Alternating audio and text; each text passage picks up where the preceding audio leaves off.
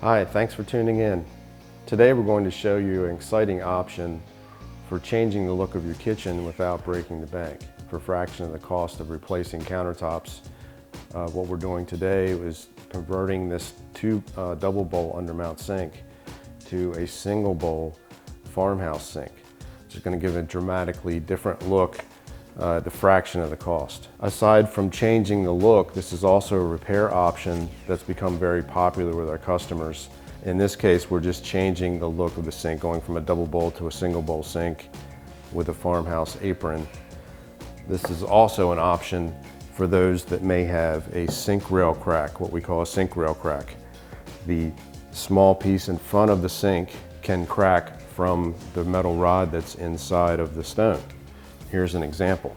So this is the underside of a piece that we've cut out on a previous job where the rod has rusted and has expanded the stone to create a crack on the upper side.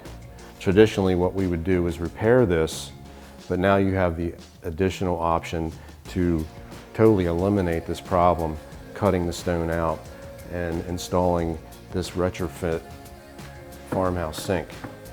This particular sink is made by Kohler. There are a few manufacturers that make this type of sink now. What we mean by retrofit is that it can actually go in after the fact. Typical farmhouse sinks have to be installed at the time of the countertop because it goes underneath the countertop. This one will actually go on top of the countertop and slide around the face frame of the cabinet, making it a retrofit model. Okay, so we've started the process of measuring everything out, finding our cutting points, and that involves a little bit more than the average sink cutout. We have to find out where our face frame is for the front of the face frame, the back of the face frame, because now we're installing an apron sink, which actually butts up to the front of the cabinet. So our cuts need to be pretty precise. So we've set our marking points now, and we're basically want to mark off our cut lines now.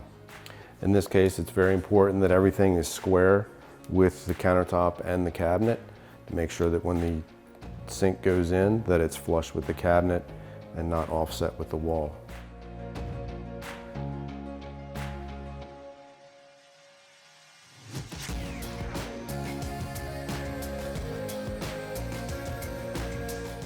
One of the great things about this process that we do is that it's virtually dust-free as well.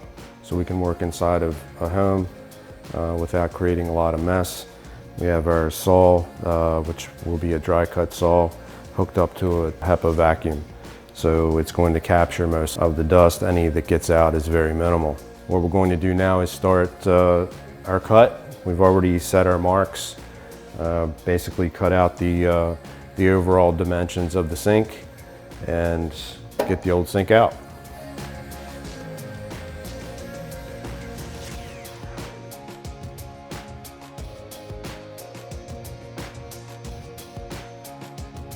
Okay, so we've gotten our overall cut finished with the saw. Now we just have to finish up our corners and our front edge to totally get our cut completed.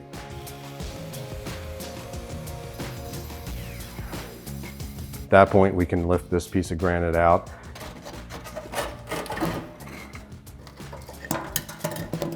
Get the old sink out. Then we'll start prepping for the new sink to go in. The only thing we have to do now to prep is remove this plywood that's underneath. Most countertops that are 2-centimeter countertops have a plywood substrate underneath. In this case, the plywood went right up to the actual bowl of the sink and now is coming into our new cutout. So we have to remove this plywood and do a little prep for the new sink to go in, and we'll be ready to go. Okay, so we've removed our plywood substrate to line up with our granite opening. Now we just have to do a little bit of face frame work on the cabinet. Because this is an apron sink, it will actually replace the drawer front of the cabinet. So we're going to remove the drawer front and the top rail of the cabinet, and the sink will actually slip over the remaining face frame and line up with the top side of the doors. Now we're just rough fitting our sink to make sure that everything's going to line up well. We're looking really good. The only remaining piece that we have to do is to cut a notch on the front side of the cabinet so the apron will fit through and snug up tight to the face frame of the cabinet.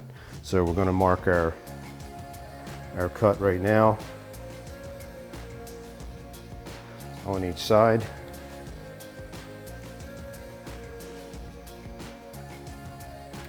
Finish that off with the grinder, get it back to the face frame, and we should be good to go at that point.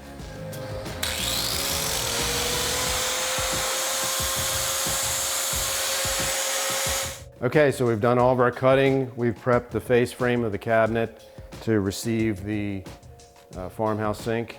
And just to give you a quick glimpse of what we mean by retrofit sink. So typically a farmhouse sink is one solid basin, and it fits on the cabinet, typically with a structure underneath, and the countertop goes over top of that.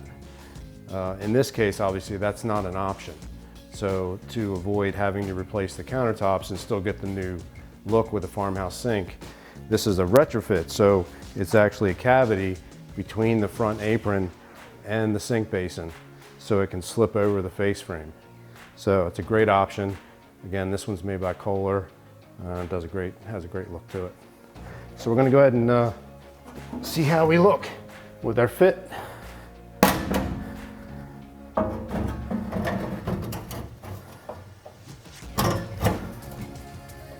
Okay, so we're looking good. Everything's fitting nice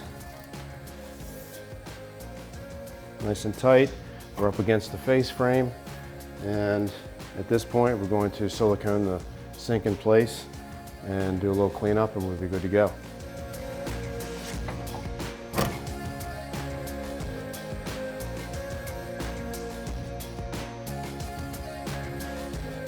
So thanks for tuning in. So now we've changed the look of this kitchen for a fraction of the cost of replacing countertops. We've gone from an undermount double bowl sink to a single bowl, 36-inch wide farmhouse sink. It gives a great look to this kitchen at a fraction of the cost. If this is something you're interested in, give us a call. We'd be happy to serve you. Take care.